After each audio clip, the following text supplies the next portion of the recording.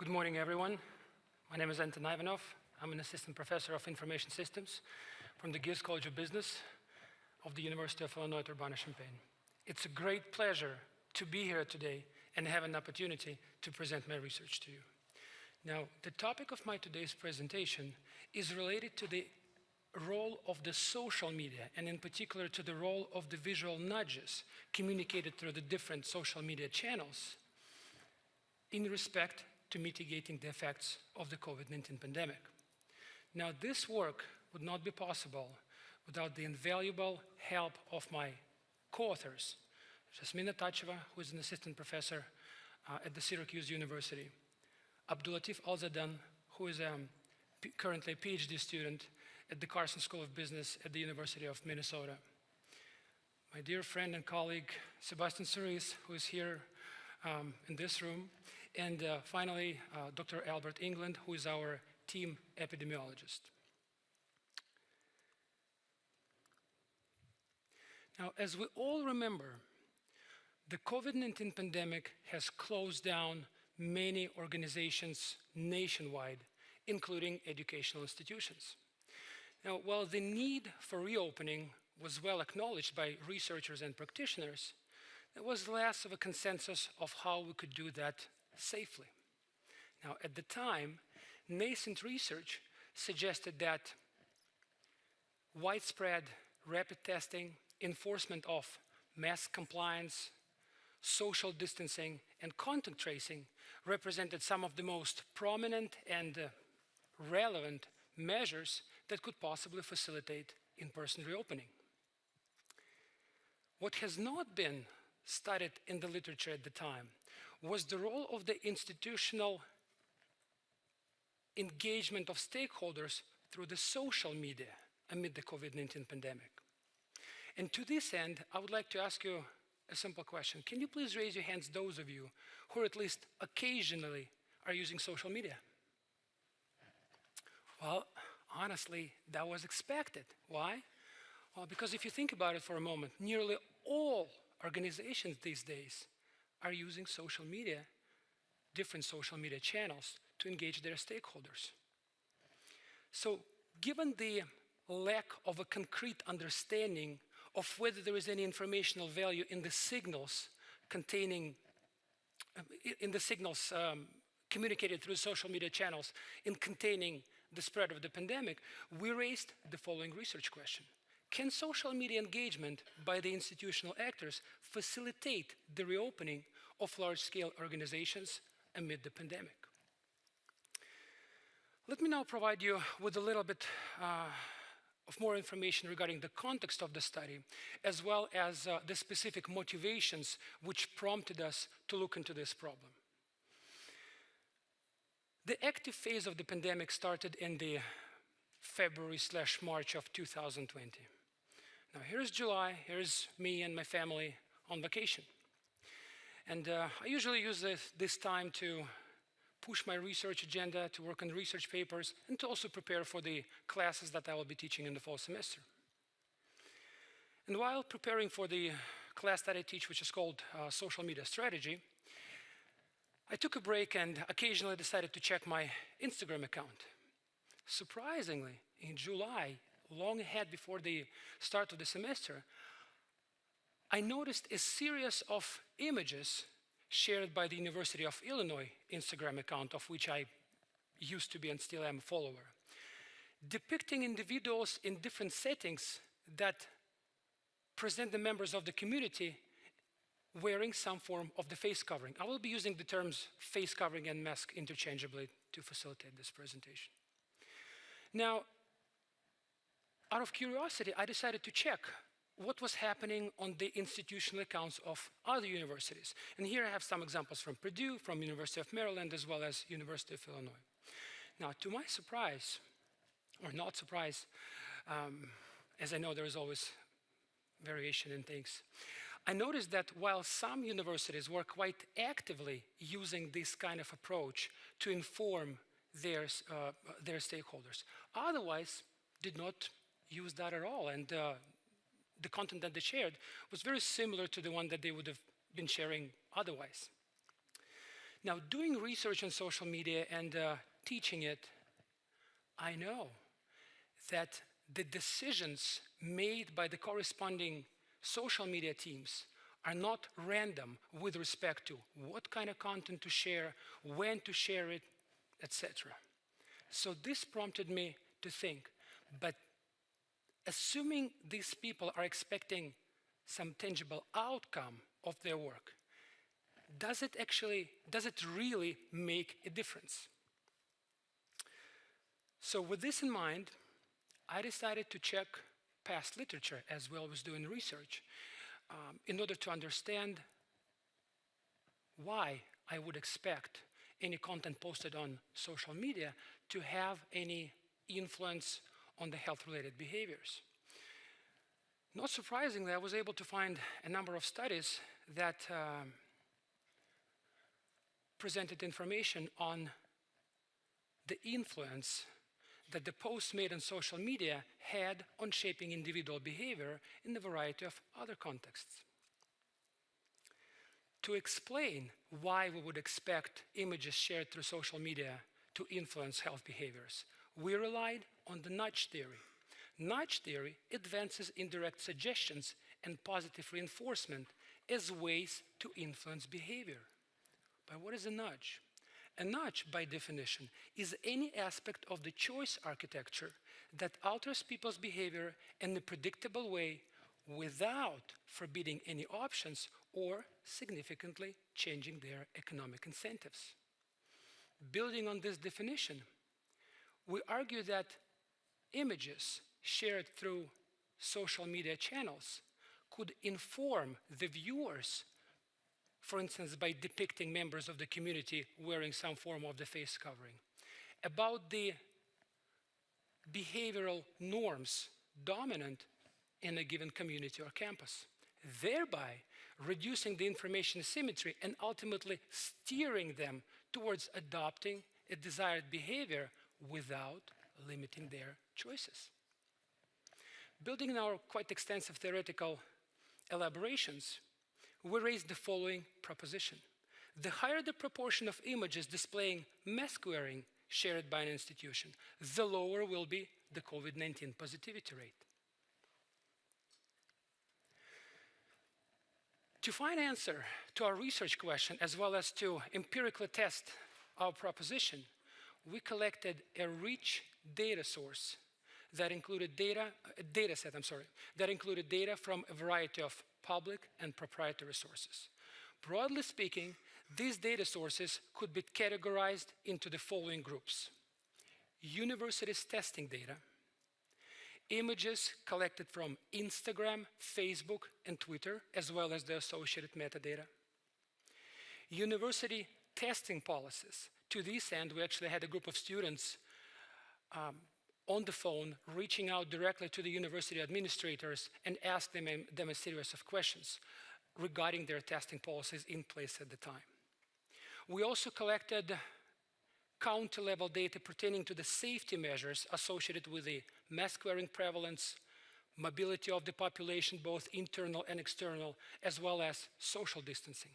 Finally, we also collected an extensive, quite a wide array of the, again, county-level local characteristics associated with political affiliation, mass media effects, rurality, population size, population density, and even weather.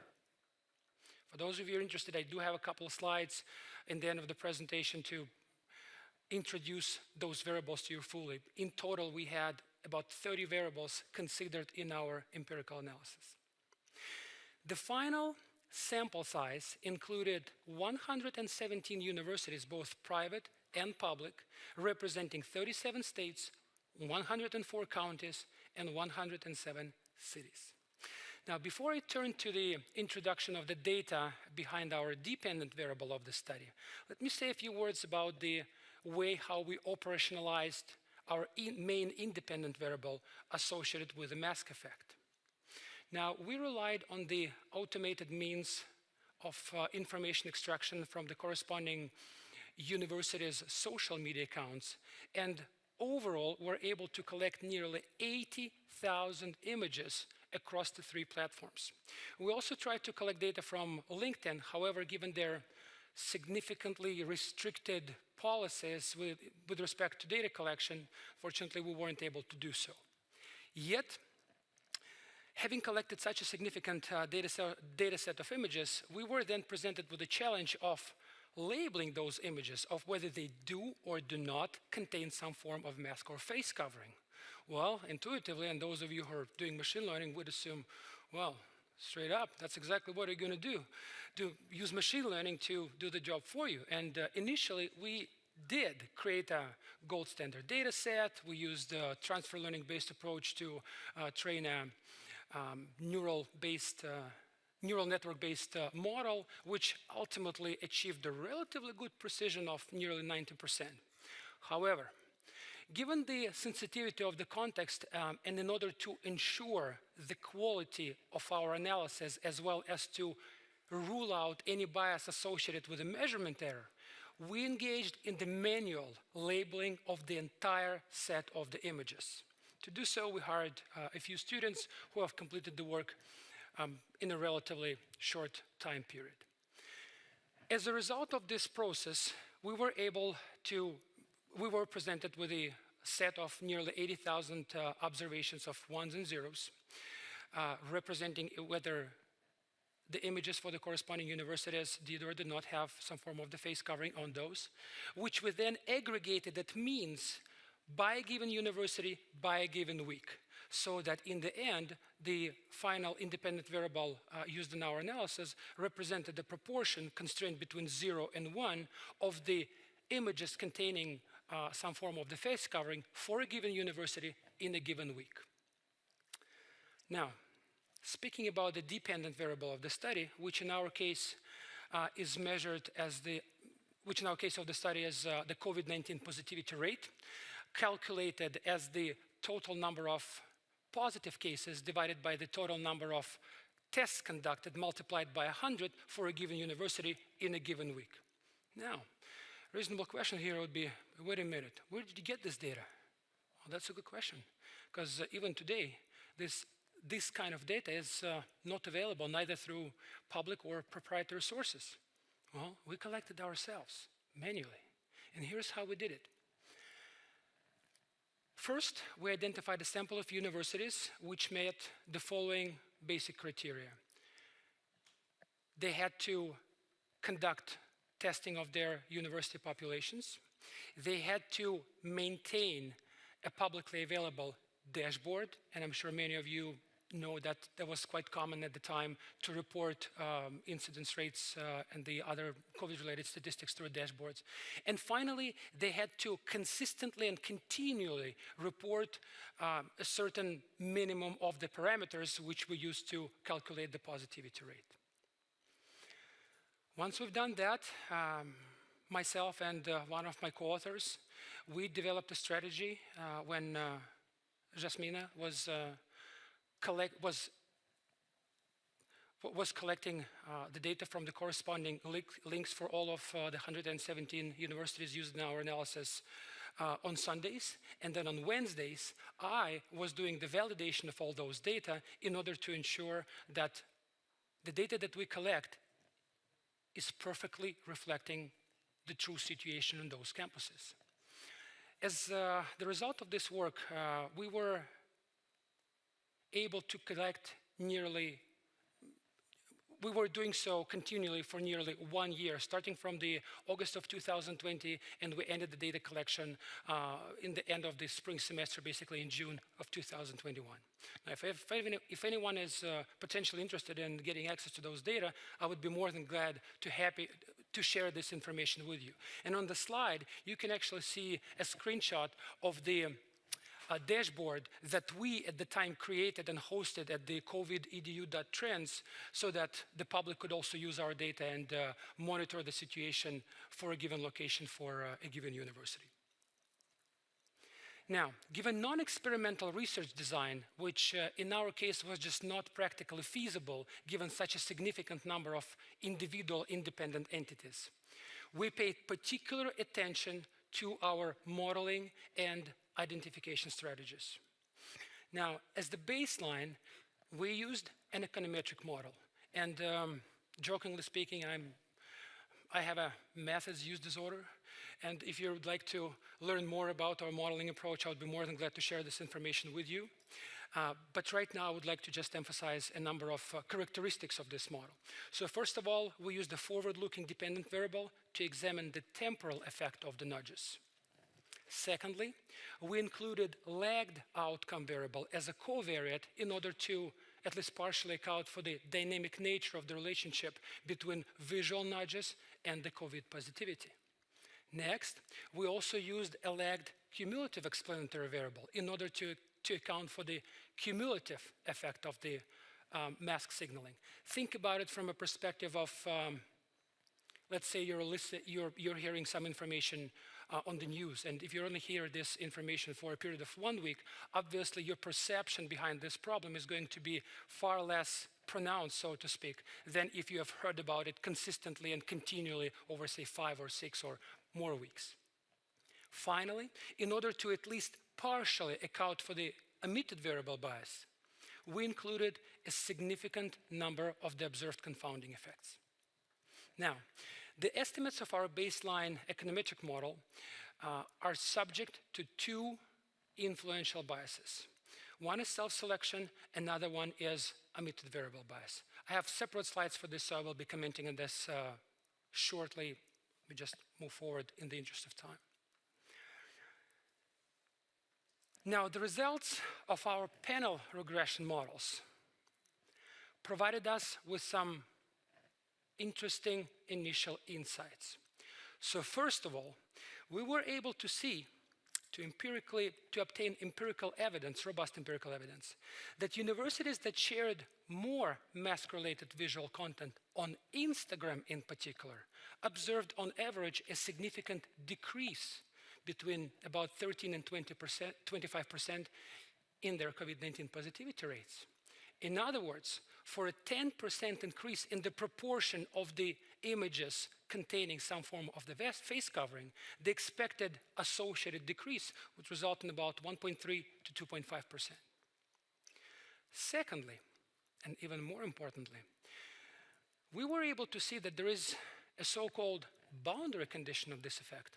And to this end, I would like to point your attention to the color codes that we have. Keep in mind that we're considering 3 social media channels: Instagram, for which the color code is green, Facebook, for which the color code is yellow, and Twitter, for which there is no color code.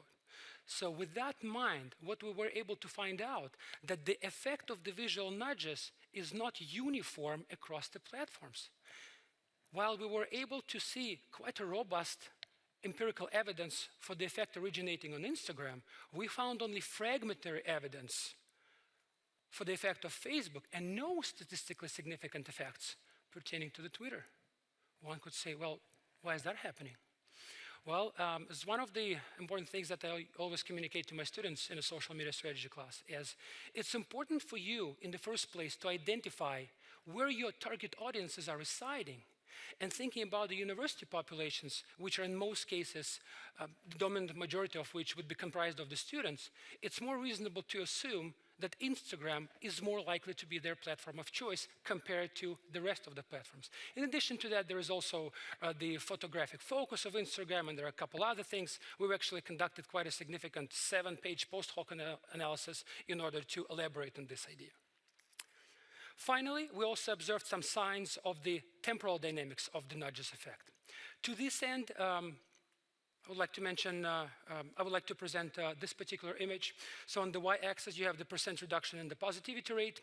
On the x-axis, you have the number of lags between initial exposure to the masked images and the anticipated change in the positivity rate. And the pattern of the lines indicates the extent of accumulation of the mask effect. Now, the analysis based on this image allowed us to make the following conclusions. First of all, the association strength and magnitude increase with longer time periods between initial exposure to the visual nudges and future positivity changes. The effect seems to be most pronounced between 3 to 5 weeks of exposure. However, the magnitude of the effect then starts to dampen after about 5 weeks and then becomes insignificant in about 6 to 7 weeks. Finally, we also observed that there is a correlation between the accumulation of the mask effect and the reduced positivity. The effect is particularly noticeable within about 5 to 7 weeks of the accumulation of the mask effect. Now, I've mentioned before that our results are susceptible to the so-called self-selection bias, and in the case of our analysis, this kind of bias is rooted in the fact that each individual university have their own unique idiosyncratic strategy to engaging their stakeholders and sharing information online, which is obviously unobserved to us. To this end, we used quiescent exact matching. The results of this kind of analysis supported the results of our initial econometric model in terms of, and were consistent in terms of the statistical significance, magnitude, as well as the direction of the studied effect. Finally, and most importantly, the results of our analysis are subject to the omitted variable bias. The question is, what's the omitted variable in our model? Well, based on our elaborations, the omitted variable is the true infectivity, because although the university is conducting testing, it does not necessarily mean that it captures all of the infectivity and the associated disease dynamics. To this end, we relied on a classic compartment model. We adapted it in a way so that we could estimate the true infectivity from the data, but more importantly, we did so at the two levels. We first estimated infectivity on campus itself, and then we also modeled it so that we can also take into account infectivity originating locally in the community, or in our case, in the county level. In the interest of time, I will skip going through the individual equations, but the results of this kind of modeling confirmed the estimates that we obtained using the baseline econometric model. In addition to that, we also conducted a counterfactual analysis. Now, on the left-hand side, you see a couple of examples for the universities which on average had a relatively low average of the shared mass content. In contrast, on the right-hand side, there are examples of the couple universities which had a higher than average usage of the masked images in their content sharing strategies. This analysis allowed us to make the following conclusions. For both scenarios, the predicted number of new cases was substantially lower for the universities with higher proportion of the images containing masks. The direction and magnitude of the effect, which for this particular examples ranged between 3 and 15%, were again consistent in general with those observed in other models used in our study. Finally, we also confirmed the existence of the temporal heterogeneity, which in the case of this example was quite considerable during active phases of the semester, but then declined during breaks and holidays. Finally, what are some of the key takeaways and contributions that we were able to make through this analysis? Well, first of all, we contribute to the literature at the intersection of information systems and healthcare with respect to clarifying the relationship between specifically visual nudges communicated through social media and health-related outcomes, especially with respect to the so-called boundary condition, which I already described to you. Secondly, we made a significant contribution to the theory by elucidating the mechanism underlying the effect of visual nudges from the temporal perspective, demonstrating the delayed effect between initial exposure and expected changes in the positivity. Finally, our findings might be of significance to practitioners as they can provide a potential approach for, I emphasize that, non-invasively and relatively cost-effectively shaping public health attitudes and consequently behavior through real-time social media interventions. I truly appreciate your attention. Thank you very much. And I look forward to your questions offline as we need to be time conscious. Thank you so much.